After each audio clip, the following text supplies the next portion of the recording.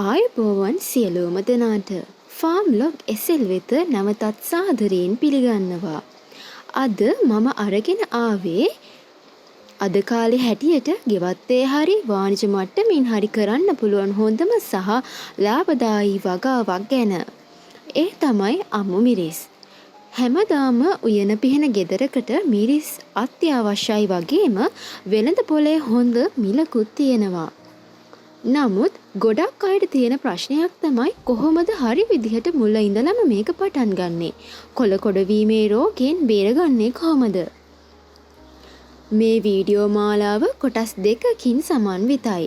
මේ පළමු කොටසින් අපි කතා කරන්නේ හොඳම මිරිස් වර්ග තෝරගන්න එකේ ඉඳලා තවාන දාගෙන මිරිස් බිම සකස් කරලා පැලය හිටවන තෙක් දක්වා සියලුම රහස්. ඒ නිසා වීඩියෝ ඉවර වෙනකම්ම රැඳී ඉන්න.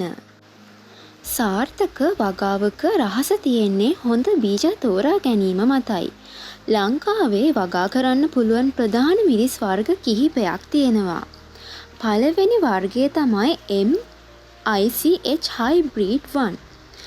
මේක කෘෂිකර්ම දෙපාර්තමේන්තුව හඳුන්වා දුන් දෙමුහුන් වර්ගයක්. අස්වැන්න බොහෝම ඉහළයි. ගෙඩි දිගයි, ඒ වගේම කොළ පාටයි. ඊළඟ වර්ගය තමයි අරුණලු.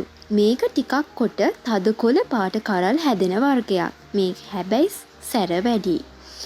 ඊළඟ වර්ගය තමයි KA2 සහ MICH1. මේවා සම්ප්‍රදායික දියුණු කළ වර්ග. මේවායේ බීජ ඊළඟ කාණ්ඩයටත් ගන්න පුළුවන්. තව වර්ගයක් තමයි ගන්නෝරුව ආරිය. මේක කොළ කොඩවීමේ රෝගයට තරමක් ඔරොත්තු දෙනවා. ඔයා වගා කරන්නේ විකිණීමට නම් ඔබේ ප්‍රදේශයේ වෙළඳ පොලේ ඉල්ලුම තියෙන්නේ දිග කරල් වලටද කොට කරල් වලටද කියලා මුලින්ම හොයලා බලන්න. හොඳයි, දැන් අපි බලමු කොහොමද 100% සාර්ථක පැලයක් හදාගන්නේ කියලා. මේකට ක්‍රම දෙකක් තියෙනවා. පළවෙනි ක්‍රමය තමයි උස්පාත්ති ක්‍රමය. අනිත් ක්‍රමය තමයි තවාන් තැටි ක්‍රමය. මම නිර්දේශ කරන්නේ තවාන් තැටි පාවිච්චි කරන එක. මොකද එතකොට පැලය ගලවද්දී මුල් කැඩෙන්නේ නැහැ. හොඳයි, දැන් අපි බලමු මේ සඳහා මාධ්‍ය සකස් කරගන්න ආකාරය ගැන. කොහුබත් දිරාපත් වූ ගොම හෝ කොම්පෝස්ට් සහ මතු පිටපස එකට එක අනුපාතයට ගන්න. මේකට පුළුවන් නම් 10 අඟුරු ටිකකුත් එකතු කරන්න. ඊළඟට අපි කතා කරමු දිලීර නාශක යෙදීම ගැන. බීජ සිටුවීමට පෙර තීරම් හෝ කැප්ටාන් වගේ දිලීර නාශකයක් බීජවලට තවරා ගැනීමෙන් පොඩි කාලෙම පැල මැරෙන එක අපිට නවත්ත ගන්න පුළුවන්. බීජ දාලා දවස් 7-10ත් අතර යනකොට පැල මතු වෙනවා. මේ කාලේදී වතුර දානකොට හරිම පරිස්සම් වෙන්න ඕන. මීදුමක් වගේ වතුර ඉසින්න.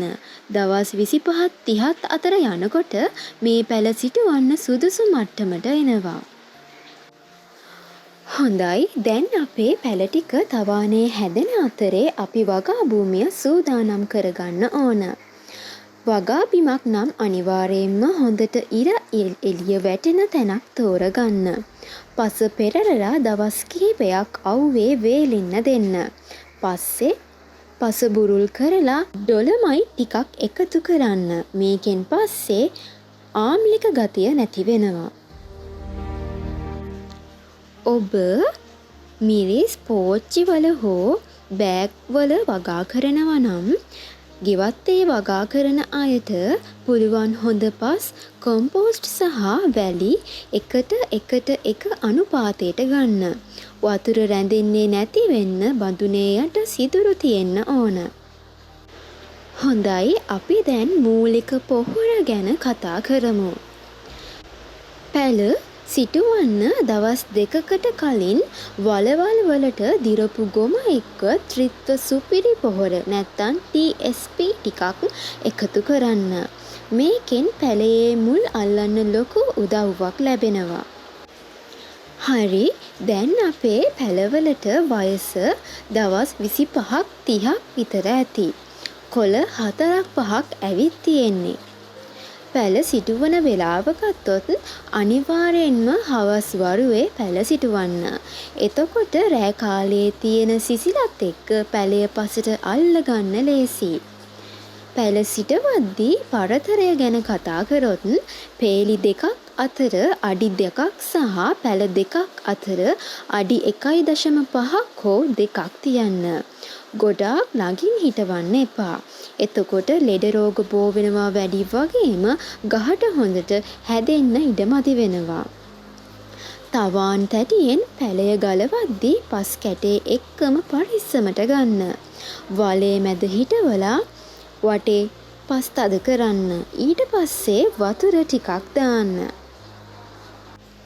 හොඳයි, දැන් අපි සාර්ථකව පැල ටික හිටවගෙන ඉවරයි. මුල් සති දෙකේදී දිනපතා වතුර දාන්න ඕනේ. හැබැයි වතුර රැඳෙන්න දෙන්න එපා.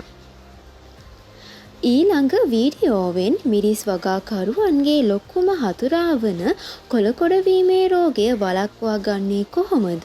මයිටාවන් පැලමැක්කන් පාලනය කරන්නේ කොහොමද?